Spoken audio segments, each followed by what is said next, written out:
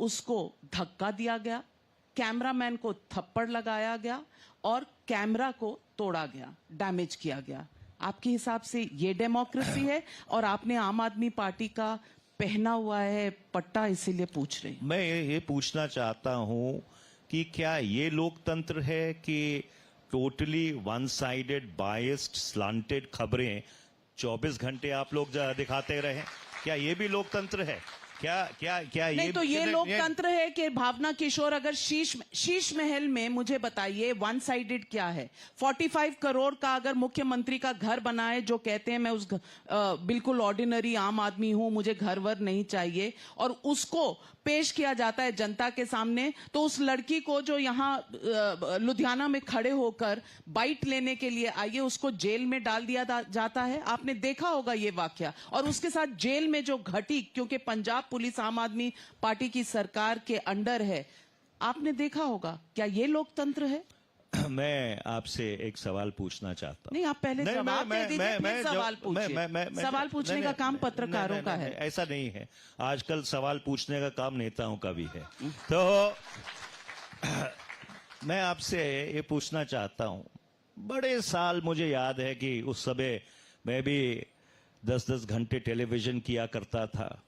आप लोग स्टोरी चलाया करते थे, 1,76,000 करोड़, इतने जीरो हैं गिने भी नहीं जा सकते। 2 साल, 3 साल, 4 साल आप वो चलाते रहे। जब वो मामला अदालत में गया, सभी लोग बरी हो गए। आपने एक बार माफी मांगी सार्वजनिक तौर पर, जिन लोगों की रेपुटेशन आपने बर्बाद कर दी थी?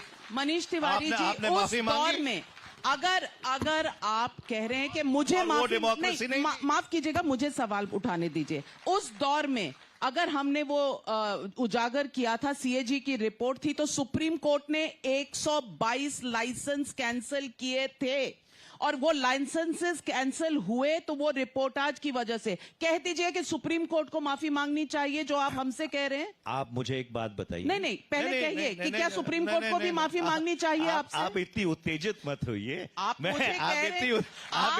इतनी उत्तेजित मत होइए। 40 साल के पॉलिटिशियन हैं, तो मैं भी 35 साल की जर्नलिस्ट हूं सर। मैं आपसे साफ तौर पे ये पूछना चाहता हूं, आपने 2G के मामले को लेकर आपने और बाकी जो आपके चलचित्र में के कॉलीग्स हैं, उन्होंने 3-3, 4-4 साल उस चीज को चलाया। उसके बाद जब वो मामला ट्रायल पे गया, चार्जशीट फाइल हुई, सीबीआई और ईडी की चार्जशीट फाइल हुई, जब उन सभी लोगों का एक्विटल हो गया, एक आदमी कन्विक्ट नहीं हुआ, क्या आपकी नैतिकता नहीं बनती थी कि उन लोगों से माफी मांगते जिन लोगों को आपने सर्कल कर करके उनकी रेपुटेशन धूमिल कर दी? See this trial by the media. आपकी नैतिकता पर मैं ये सवाल छोड़ती हूँ, आपकी नैतिकता पर मैं ये सवाल छोड़ती हूँ कि फर्स्ट कम फर्स्ट सर्व सही था, नहीं था? तब मनमोहन सिंह ने मना क्यों किया था? उसके बाद किस तरह के एविडेंसेस आपके समय में कोर्ट्स में पहुंचाए गए, क्योंकि एजेंसीज आपके अंडर थी? ये मैं आपकी कॉन्शियंस और आपकी नैतिकता पर छोड़ती हूं। लेकिन ये मेरा केस नहीं है। To prove in a court of law is not my case. My case as a journalist is to show that there was a scam that happened, that was put forth in the CAG, that went to the Supreme Court, and the Supreme Court cancelled 122 licenses. I do not head an investigation agency. I do not head the courts of this country. I can only put the facts as up to the point where a journalist can go.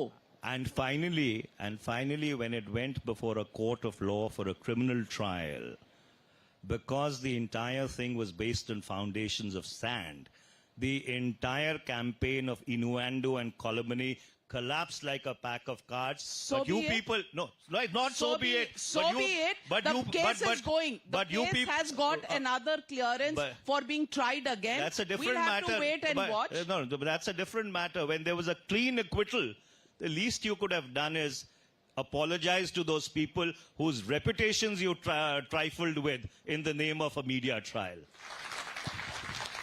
Yes, we can go on. It is a topic, but for you to put it all on the media, I think is completely unjust. But let me ask you. Acquittal हुआ कि नहीं? Acquittal हुआ कि नहीं? Of course हुआ। फिर पूरे आपको देश माफी ने मांगनी देखा। चाहिए थी। लेकिन 122 लाइसेंसेस कैंसिल हुए कि नहीं, हुए कि नहीं सुप्रीम कोर्ट द्वारा, ये भी आप बताइए ना। अच्छा, मुझे एक बात नहीं, बताइए। आप मेरे सवालों का जवाब नहीं देते, आप दूसरा सवाल करते हैं। You are trying to become the journalist and you are making me the neta. I am not contesting election sir. तो आजकल अगर पत्रकारिता इस देश में इम्पार्शल होती तो ये रोल रिवर्सल ना होता कि जो पत्रकार हैं उनको नेता बनना पड़ता और जो नेता है उनको पत्रकार बनना अच्छा, पड़ता।